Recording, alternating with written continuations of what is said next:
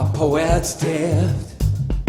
Let us live by poets dead. Draw pictures of a mind count and color us in our soul.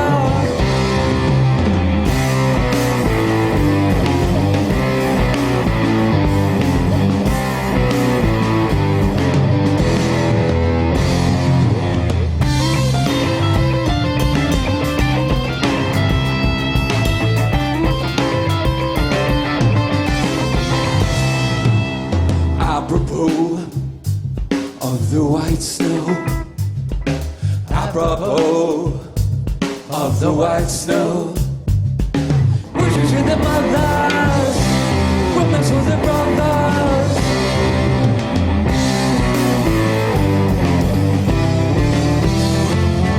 Seems the bars were broken and the prisoner has escaped. Though I've never seen him, I still recognize his face. Down the darkened staircase, through the chosen gate. Underground man running from the author of his fate.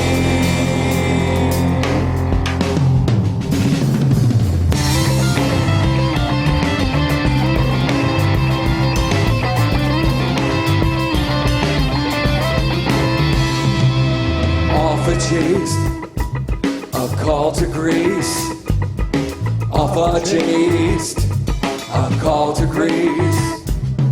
Women's have their own mind, anger is its own pride.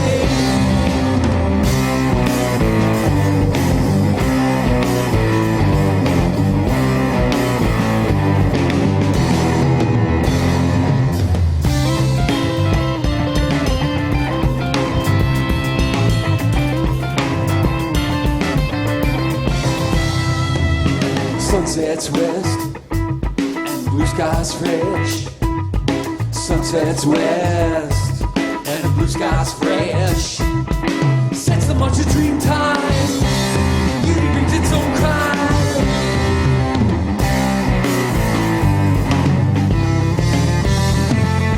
Seems the bars were broken and the prisoner has escaped. Though I've never seen him, I still recognize his face. Down the darkened staircase, through the chosen gate. Underground man running from the author of his fate.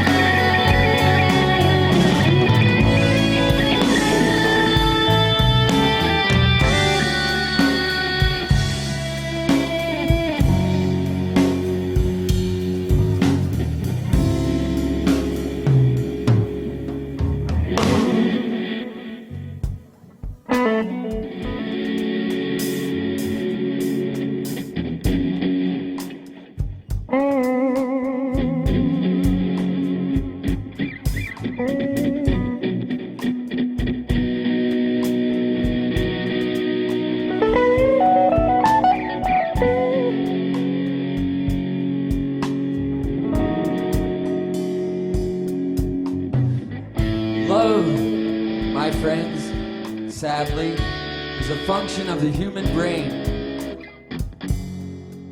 It requires the action of the neurotransmitter dopamine. Addictions, like addictions to cocaine, are also mediated through the dopaminergic system of the brain.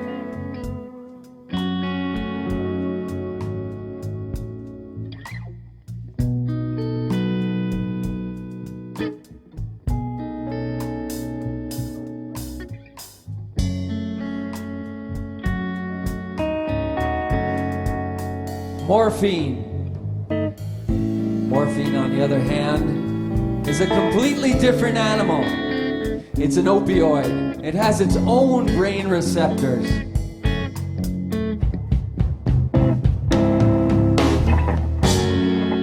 But however,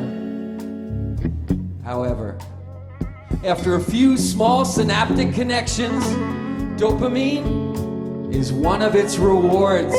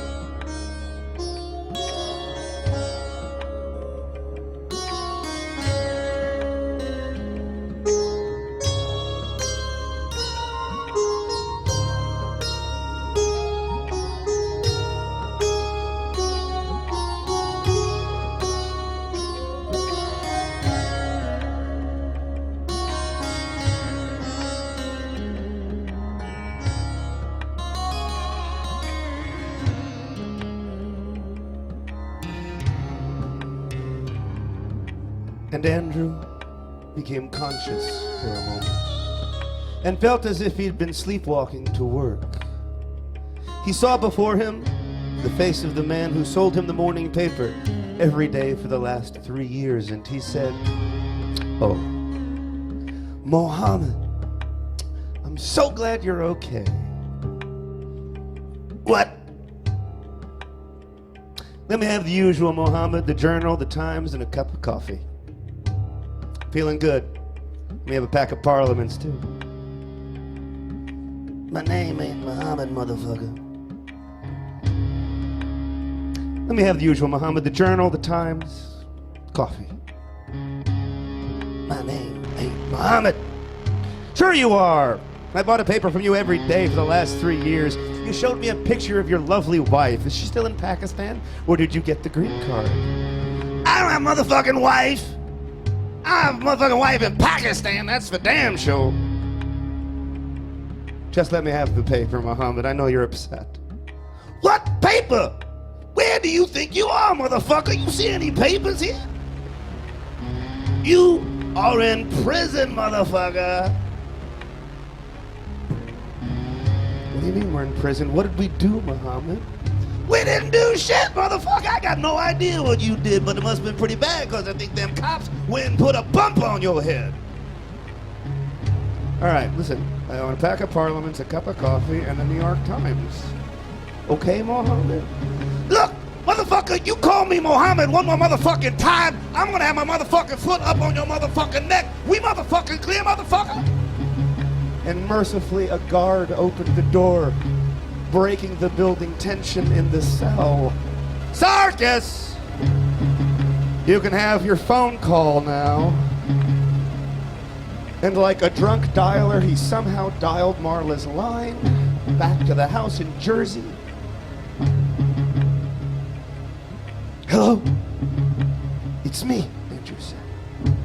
I know, Marla said. Bernie is coming to see you. Bernie is on his way. Burning? Why do you say burning? That's so weird because I smell burning right now. I think you smell that? It's like the odor of burning hair in here. This is like Auschwitz and ghosts in here. I think they're burning the prisoners. I think they're gonna burn Mohammed. I think they're gonna burn me next. I think they're burning me. No, Bernie Schwartz, your lawyer. Burning! Burning! Burning! Oh, fire!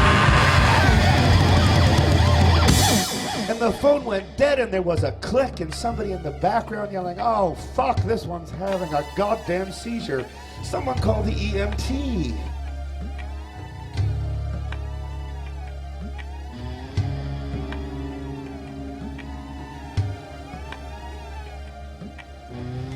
And it took a lot of calling, and it took a lot of thinking, and it took a lot of reason.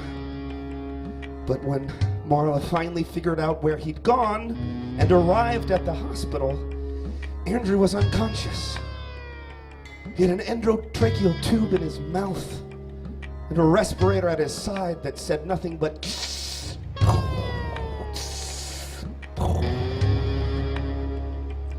and there was an intern named Sunil who looked up from his blue computer screen. And Marla heard these words that he said, and almost nothing else after that. We see a lesion on his brain. It could be a brain tumor. Everything else he said, couldn't hear it, despite a lengthy list of possibilities enthusiastically offered by the doctor. It could be a bacterial infection, it could be an abscess, a cavernous malformation, a hematoma. It could be benign. We don't know. All we know is that in the pictures, we see a lesion on the brain. Lesion? Lesion? What are you trying to tell me? Are you telling me that after all this shit this man has put me through, now he's got a brain tumor?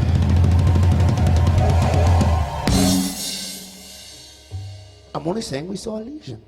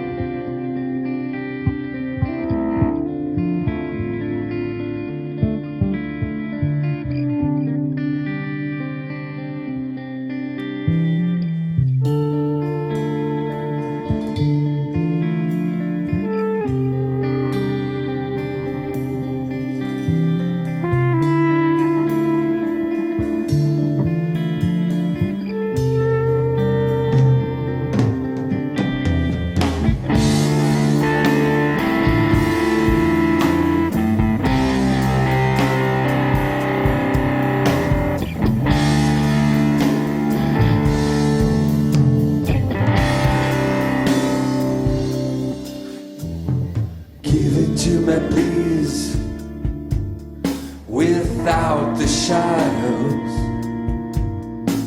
and show it to me now, the whole tomorrow. I've torn another page from my only Bible. An archer walks right by, holding up a single arrow. I won't deny that I like mystery. If you start the countdown now, I'll just blast.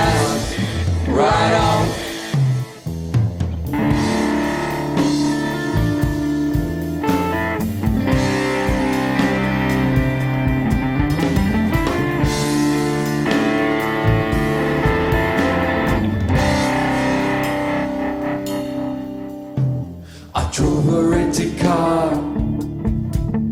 to the local air show. A crowd screamed at the sky, entangled in the vapor clouds. A small boy on the ground, playing with a broken seashell. He smiled at the sun, then he embraced the soil. I won't deny that I like mystery. If you start the countdown now, I'll just blast right off.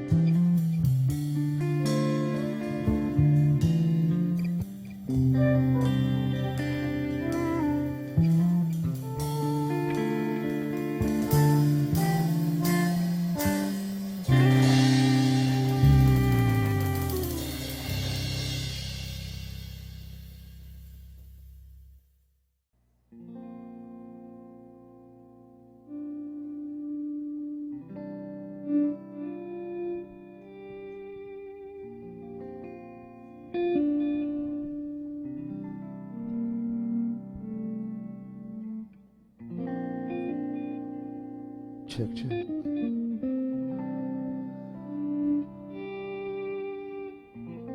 And when Andrew awoke from surgery, under the flicker of fluorescent hospital light, he saw Marla seated quietly at his bedside. She said nothing about the malignancy of the brain tumor nor the need for radiation and chemotherapy to come. No, she said nothing. Because at that moment, Andrew looked younger to her. His eyes sparkled with a calm brilliance she hadn't seen in years. And it took her back to the days when they were young and spoke of living their lives together forever and ever till death do they part. Amen. Of course, that was a while before Andrew's oversized ambition and then oversized tumor consumed that dream. But some kernel of it still lived now. And now they stared into each other's eyes. And so words were unnecessary. It was as if their eyes were great pools of energy, and together they were swimming in this energy. And she wanted to float in that energy, in that moment in time, for 1,000 years or infinity. Now, the resident staff had warned her that Andrew may experience euphoria from the dexamethasone he'd been prescribed to reduce brain swelling. But she knew it wasn't that, because she knew what she felt, and she looked into her eyes, and she could see what he felt. And she wasn't even on dexamexa or whatever the fuck. So how could it be that? No, this was real. And this was love. And she knew that they could hold on to this feeling for this moment in time for the rest of their lives together, as long or as brief as that might be. And so she dismissed the resident staff, and she dismissed the doctor, and she dismissed the nurse. She even dismissed the nurse's aide. And by herself, she bathed Andrew with warm water from a pink plastic bean-shaped basin at the bedside. And she felt clean.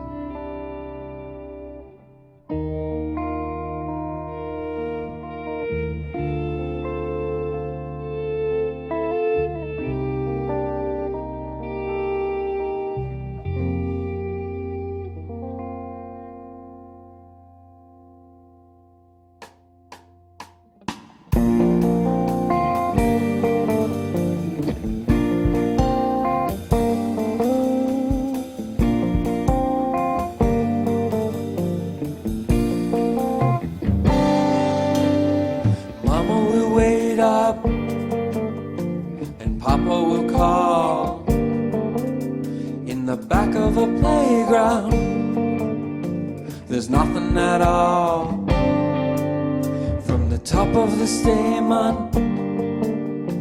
The pollen will fall onto your neighbors right over the wall. Yesterday, I swear I saw tomorrow hiding better days. Further now, not the way.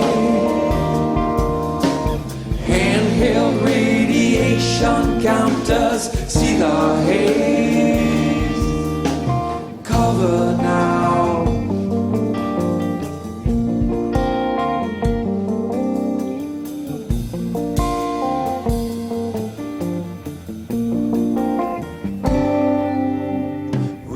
Cancer and video sprawl, the fate of an answer inside of a brawl. Searching the desert, encasing the mall, watching the weather while Peter pays Paul.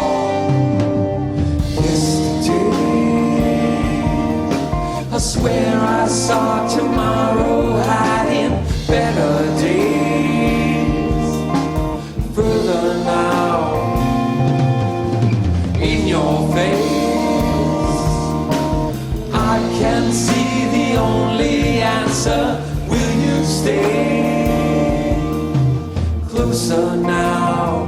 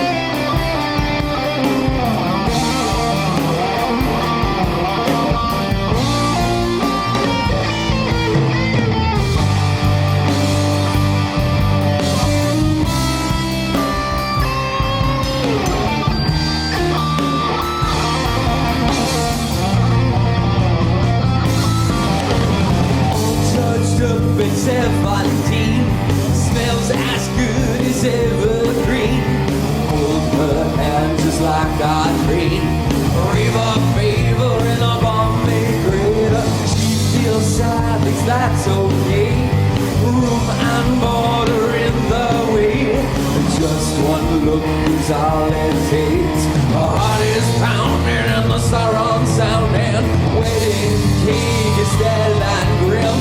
A burning smell is creeping in.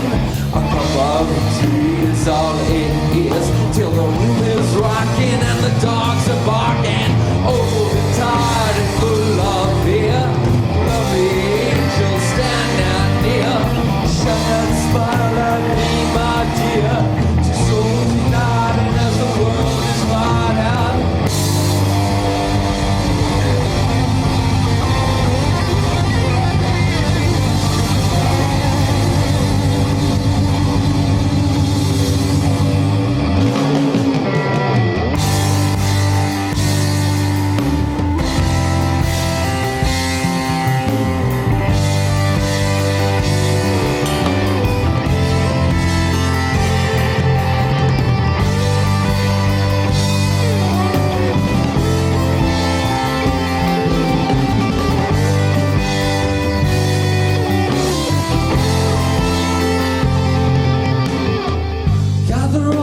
Secret songs for out-of-body release.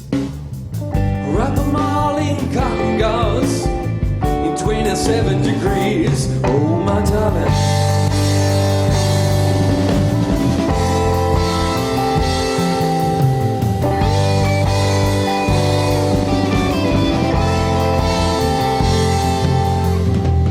Breathe the wind with Capricorn. Follow waters for free.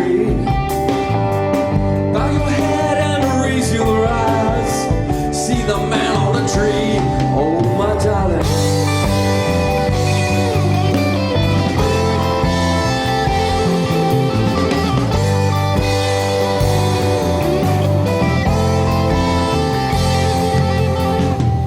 Dry the tears and morning clock, paste your card on the scene. 7 angels coming now, could it all be a dream? Oh my darling.